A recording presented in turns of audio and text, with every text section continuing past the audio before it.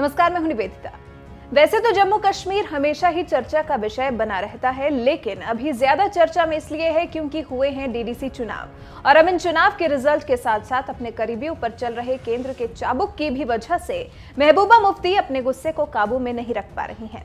जम्मू कश्मीर की पूर्व मुख्यमंत्री और पीडीपी अध्यक्ष महबूबा मुफ्ती ने केंद्र सरकार की आलोचना की है। कहा है कि केंद्र राजनीतिक फायदे के लिए एनआईए, ईडी और सीबीआई जैसी एजेंसियों का इस्तेमाल हथियार के तौर पर कर रहा है।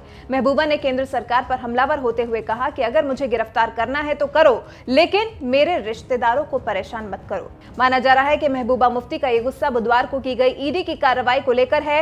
ईडी ने श्रीनगर और दिल्ली में पीडीपी अध्यक्ष महबूबा मुफ्ती के कथित करीबी अंजुम फाजिली से जुड़ी जगहों पर छापेमारी की है। Prevention of money laundering act के तहत यह तलाशी अभियान चलाया गया और अंजुम फाजिली के घर से श्रीनगर निवास से 21 लाख रुपए और दिल्ली के निवास से 6,62,000 रुपए जब्त किए गए हैं। इसके अलावा महबूबा मुफ्ती ने केंद्र सरकार को अपने पिता के स्मारक मामले को लेकर भी घेरा है। महबूबा मुफ्ती ने केंद्र सरकार पर आरोप लगाया है कि केंद्र कश्मीर में उनके पिता मुफ्ती मोहम्मद सईद के स्मारक के निर्माण के मामले में भी जांच कर उनको परेशान करना चाहती है। महबूबा का कहना है कि इतने निचले स्तर पर राजनीति होगी सोचा नहीं था।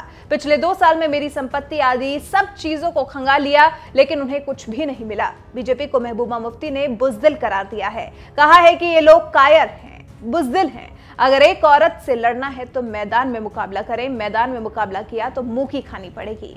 यह इशारा महबूबा का डीडीसी चुनाव की तरफ था। डीडीसी चुनाव के नतीजों को लेकर महबूबा मुफ्ती काफी खुश नजर आई।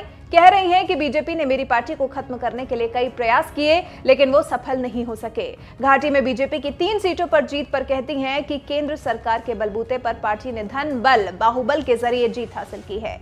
They are not fighting me politically. I want to tell them. मैं आपके मीडियम से I want to tell all the BJP leaders कि आपके पास इतनी बड़ी ताकत है, आपके पास इतने मेंबर पार्लियामेंट है, आपके पास सरकार है। अगर आपको फाइट करना है मुझसे तो पॉलिटिकली फाइट करो। Fight me politically, not through NIA, ED and CBI. अगर मुझसे जंग लड़नी है तो पॉलिटिकली लड़ो मुझसे, जमीन पे कदम रख के लड़ो।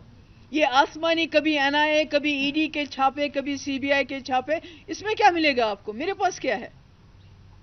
अगर होता तो आप मेरे वालिद के मकबरे की जाके वहां जांच नहीं करवाते कि ये कितने का बना है, ये कहां से बना है। अगर मेरे पास कोई प्रॉपर्टी होती तो मेरा कहने का मतलब ये है कि चूंकि they have nothing to stick to me as far as corruption is concern, so they want to, they have tried to through वही they have tried to connect me to terror funding कि पता नहीं हमारे कोई militants के साथ ताल्लुकात हैं, फिर हम उनको पता नहीं शायद मदद करते थे। यस, जो मिलिटेंट की फैमिलीज थी, मुफ्ती साहब जब पहली बार चीफ मिनिस्टर बने, जो मिलिटेंट मारे गए थे, जो मर गए थे, जो जाबाक हुए थे, उनकी फैमिलीज को हम बाज़ाब्ता अकाउंट्स के जरिए, बैंक अकाउंट्स के जरिए हम उनकी मदद करते थे। ये मैं आज भी कहती हूं और ये कल भी मैं कहूंगी। पर ये दूसरी तरफ से हमको मिलिटेंट के साथ कनेक्ट करना, वहीद को टेरर फंडिंग के साथ कनेक्ट करना, ये बिल्कुल ना इंसाफी है, इनकी बुज़दिली है। They are cowards. एक लेडी के साथ अगर इनको लड़ना है तो मुकाबला करें ना, किया ना मुकाबला इनने भी मैदान में, वहां मुंह की खानी पड़ी इनको। वहीं बीजेपी भी इन चुनाव के परिणामों से काफी उत्साहित दिखाई दे रही है।